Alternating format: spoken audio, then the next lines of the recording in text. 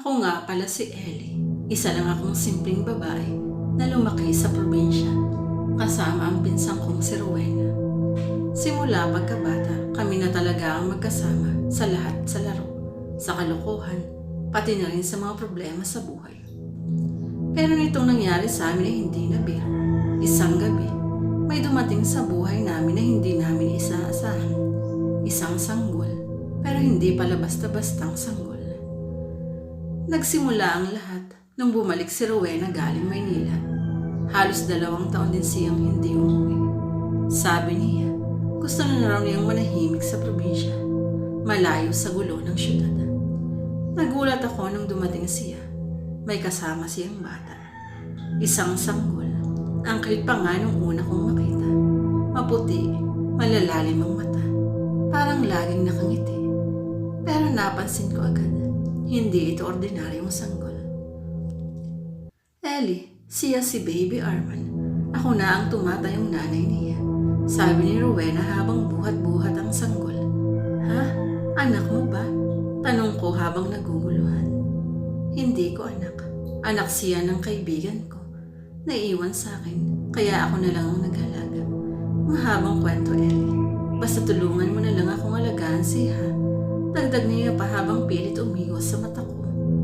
Mula noon, dito na tumira si Rowena sa bahay namin, kasama si Baby Arman. Akala ko nung una, normal lang ang lahat. Pero kinagabihan, may narinig akong kakaiba. Maiyak ng sanggol sa labas ng bahay. Malinaw, pero nung sumilip ako sa bintana, wala namang tao. Pagbalik ko sa kwarto, nakita kong gising si Baby Arman, pero hindi siya umiiyak. Nakangiti lang siya habang nakatitig sa kisame. Kinabukasan, habang nagpapadede si Rowena sa sanggol, bigla siyang napatigil. Ellie, napansin mo bang malamig siya lagi? Tanong ni Rowena habang hinahaplos ang likod ng sanggol. Oo nga eh, at saka parang hindi siya nagpapuwis kahit ang init.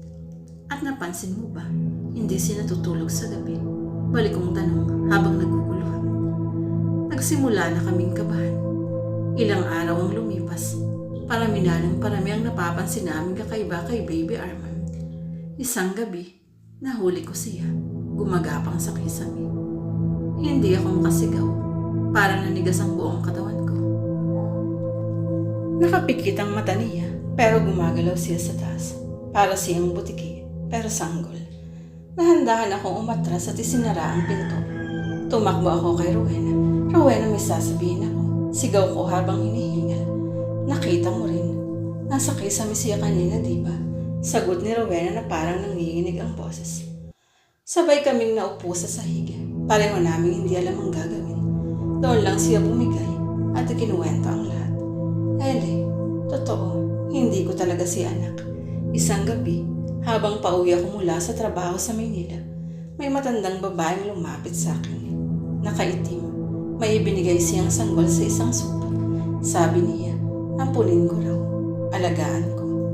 Sa hindi ko maintindihan dahilan, parang may humatak sa akin para tanggapin yung bata. Pagka-uwi ko, doon na nagsimulang magsalita. May tinig na parang matanda, parang lalaki, pero bata ang anyo. Napatayo ako sa kinauupuan ko. Rowena, anong ibig mong sabihin? Nagsasalita siya? Oo, Ellie. Gabi-gabi bago ako matulog, may bulong na galing sa kwarto. Hindi ko alam kung guni-guni ko lang, pero ngayon, sigurado na ako. Hindi normal ang batang ito. Doon na kami nagsimulang magdesisyon. Kailangan gumawa ng paraan.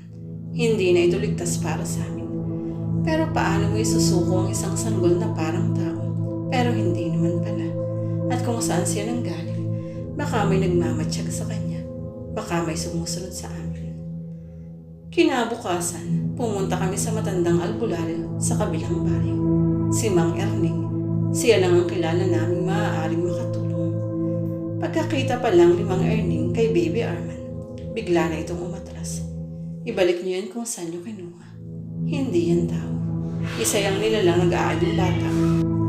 Isa yang panggulo, tagapagbantay, o mas malala pa, maaaring sugo ng nilalang sa ilalim ng lupa. Nagulat kami sa narinig At sa gulat namin, nagsalita si Baby Arman.